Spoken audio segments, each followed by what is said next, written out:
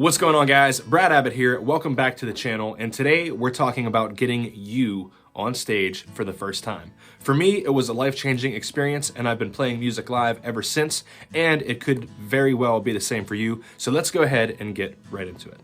This is part of the new experimental content that I've been talking about doing here on the YouTube channel, so if you enjoy the direction we're going with this, please subscribe. It helps me out a lot, and maybe share this video with your friends. That also goes a great length too.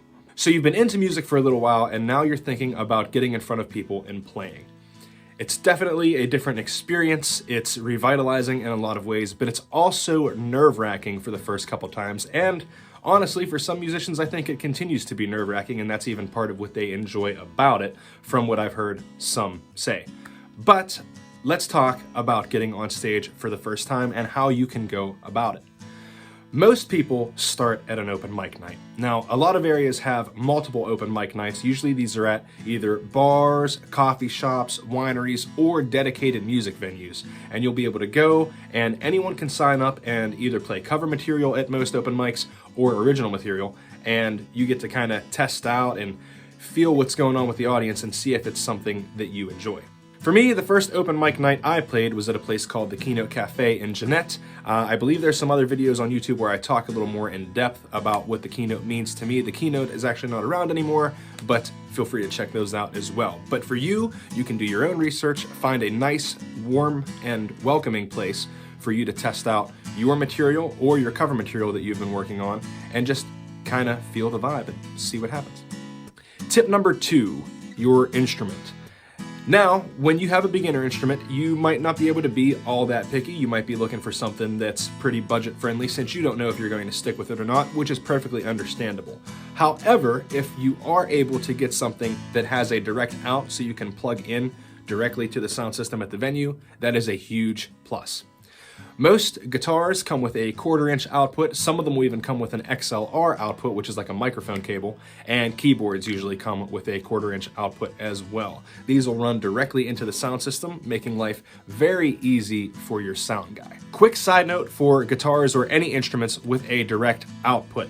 When you're going to get off stage, wait for the sound guy to give you a signal telling you that he's cut your volume and it is okay to unplug your instrument.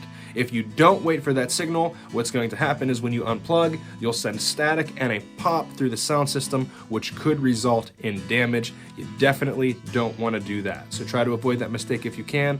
Wait for the signal from the sound guy. Now, what if your guitar doesn't plug directly into the sound system? Well, that's okay, because there are sound hole pickups. Seymour Duncan, Dean Markley, Fishman make these, and they go into the sound hole of the guitar, and that plugs directly into the sound system, even though your acoustic guitar doesn't have onboard electronics. These work great. They are sometimes a little quiet, a little soft, but usually your sound guy will be able to work around that without much issue. If you don't have a sound hole pickup, a lot of times the sound guy will be able to mic the guitar or banjo or whatever the case may be, and that is a little more challenging for the sound tech. However, generally speaking, your sound tech should be able to handle that. It just is an extra step, and sometimes you kind of sacrifice mobility, because if you want to stand and play your guitar and you have a microphone on it, as you're moving around, you're changing the sound. So with a guitar that plugs directly in, you don't have that problem, and you have that freedom of motion to kind of move around, engage the audience, and feel the flow with your whole body rather than staying stationary in front of a microphone. All right, number 3, let's talk about flow. For me, one of the things that kills a vibe on stage and kind of makes it feel tense and awkward is dead air.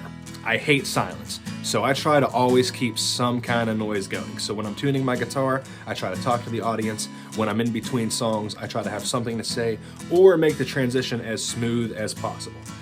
In order to do that, you need a set list. Now, having a set list for your open mics, especially when you first start out, is probably going to be fairly simple because you might only have a handful of songs. Now, as you progress, you will be adding songs to your library, and as you do that, what you'll want to do is have a general set list, but also feel the crowd, which means if you're playing covers of 90 songs and the audience is responding to that, keep doing it if you have more of them. Or same holds true for any era of music, or if they're really feeling your original stuff, be sure to keep busting that out. So feel the audience, know what they're liking, what they're responding to, and kind of cater to that a little bit. You can still use your set list as a guideline to help you kind of keep that flow, but feel free to call some audibles here and there as the audience requires. All right, so you've practiced, and now you're ready, but inevitably there's still that fear of mistakes because they do happen. So my philosophy on mistakes is basically to try to keep them to a minimal and do everything I can not to make them.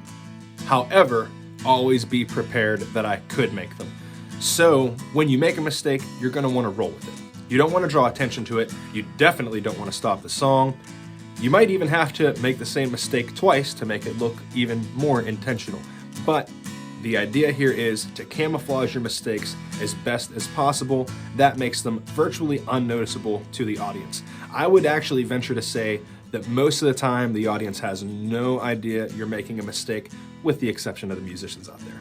They might catch on to it because they're doing the same thing. They know how to camouflage their mistakes and they're cool with you doing it. They know what you're doing. It's honestly kind of an art in itself. So when you fumble, do your best to just throw some dirt over it. Okay, so let's get into the more scary end. What if you did make a real bomb of a mistake? You had to stop the song, you completely lost your chord progression, forgot the words. That's all right. It's an open mic night, and while a lot of veterans do come to test new material, there's also a lot of beginner aspect to the open mics as well.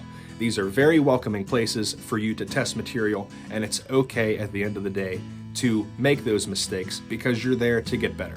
Keep your head held high, go into your next song with confidence, everything's gonna be okay. So you've played your first set at an open mic night. Now it's time to walk off the stage and you might have to engage with some people. And that, to me, is one of the pleasures about it. I really enjoy this part of it. As you are first starting, and even as you progress, you're going to get comments on your performance. What that inevitably means is you'll get compliments and criticism. Constructive criticism, usually. It's key to know how to take that. It's important to keep your head held high, but also know that no one's perfect and there's always more to learn. So take those words for what they're worth. There's a lot of times a lot of merit to them.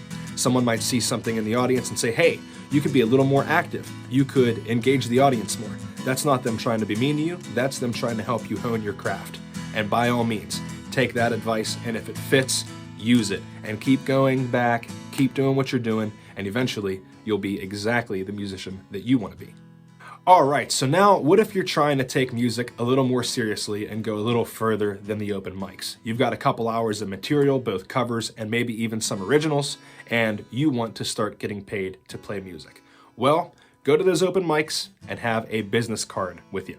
Get all your info on there, your social medias, your website if you have one, your booking email, maybe even a phone number if you're comfortable having that out there, and start making some connections. Be sure to have a good attitude about it, be humble, and just try to engage with the audience as much as possible. That will make venues always want to bring you back. So what do you think? Did I leave anything out? If there's any helpful tips that you have for getting on stage that I might have missed, be sure to leave them in the comments below so they don't get skipped over and we can share them with new musicians taking the stage for the first time. My name is Brad Abbott. You can find me at bradabbotmusic.com. Be sure to subscribe here on YouTube, and I'll see you in the next video.